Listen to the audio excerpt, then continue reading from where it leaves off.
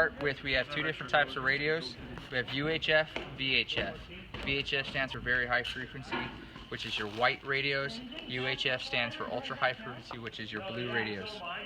The most telling characteristics between the two radios is you have the shorter antenna for the UHF, but also if you have no antenna, it'll be your faceplate. That'll tell you the difference. So starting with your lapel mic. Your lapel mic has a couple of features. You can turn through your first 16 dials. You have your volume, your E-trigger, your push-to-talk button, and your channel annunciator. One of the considerations that's vitally to know about this is that this channel selection trumps any channel selection here. So if you change this and then change this, it'll default to this. The best way to tell that out is when you turn your radio on in the morning, you turn this on, wait a second or two, and then this will announce your channel. Your E-trigger does the same function as this trigger here. Coming down, you have your radio. You need to make sure that your radio antenna has good structural integrity, isn't showing any pieces are broken or frayed. Sliding over, you have your first 16 channel selector. Then you also have your direct and repeat functions. Now these will only work if the channel selected is a direct or repeat function. But it's vital to know that. You'll get a different symbol here. You have your volume control knob and you have your multi-positional switch. In the middle is you're allowed to change your programming. If it's to one of these other ones, the keypad is locked. So we turn the radio on, it'll tell us a few different things. So U20. If you heard it went to U20, so this is set at channel U20. If you look here in this first corner, that'll tell you your zone, zone 4. Think of zones as chapters in a book. Then you have your channel name, LAC U20 Direct. You can find multiple chapter names, multiple channel names in multiple zones. So do not get caught up on it's always in zone 4. For example, LA County air to ground is usually in channel 16 and multiple zone plans. You need to know your zone plan for which area you're working in. Different jurisdictional areas have different zones. Zone 2, Zone 3, Zone 4, but you can find the same channel in different places, but not always in the same position. So when you announce a channel, say the channel you're announcing, U17, not channel 12, because channel 12 on Zone 1 can be one thing, but channel 12 on Zone 2 can be a completely different thing. If you notice on the bottom here, we have these three names and those correspond to these three functions here. If you toggle over, again, you go over.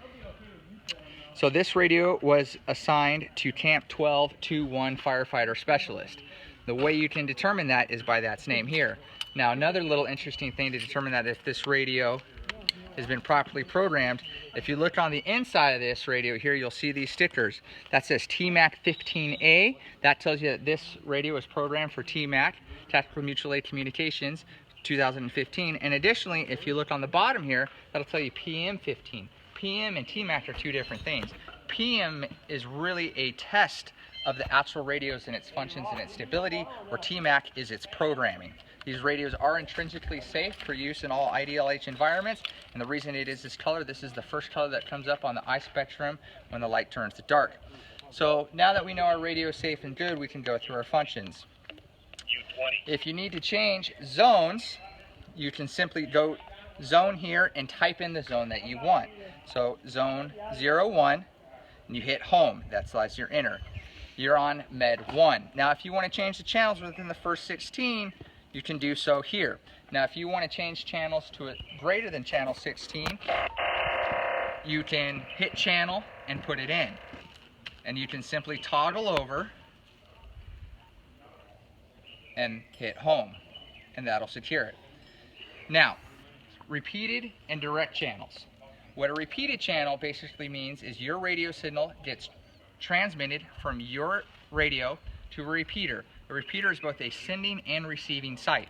It takes in radio traffic and rebroadcasts that at a higher wattage, not necessarily on the same channel or frequencies, but it puts it back out. So one of the important considerations to know is, are you on a repeated or direct channel? A surefire way to determine if you're on a repeated or direct channel is when you go here, you toggle. If you don't see anything, you know you're on a repeated channel, because you'll see a little bar that comes up and it's like a door. You're going through the door. So you need a consideration with that. That's vitally important. Now if you notice here, MPL, multi-party line. What that basically means is they take your radio frequency spectrum and they divide it up with a code that gets announced below your auditory level in front of the radio signal. So you send a signal to him, he will only open his repeater if you have the proper MPL tone. What MPL tones do is they allow multiple uses on the same frequency because everyone has to have matching corresponding tones. Where this is most important is when we work in the Angeles National Forest or other partners throughout the state where they have different MPL tones for different repeaters because they don't have what we have as a simulcast system. Because a simulcast system is when I send it to this repeater, it simulcasts that to all the repeaters.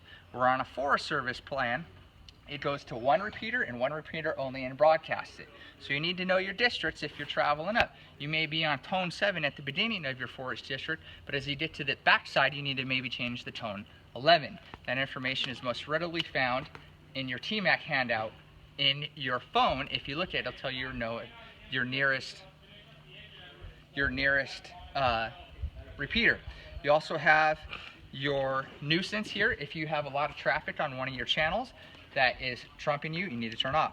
The last major function that we need to go over is STAN. What STAN does is allow you to monitor multiple channels at the same time. So STAN, and this function is just STAN off and on.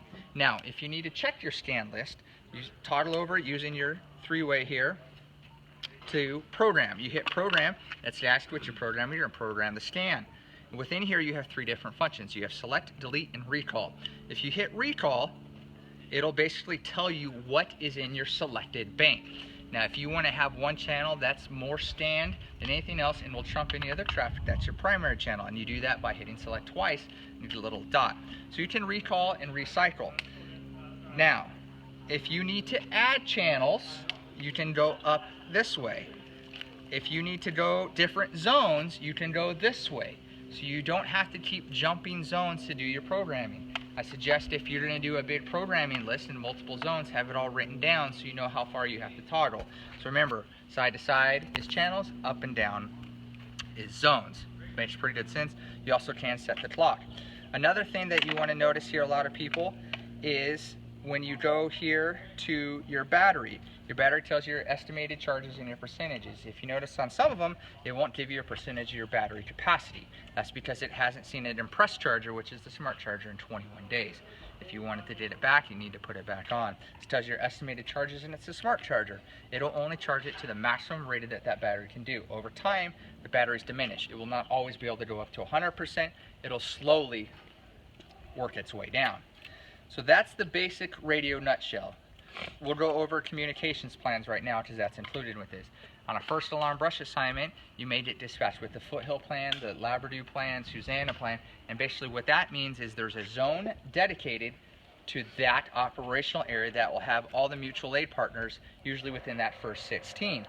So you select to that zone or plan, and you can simply go to work in there.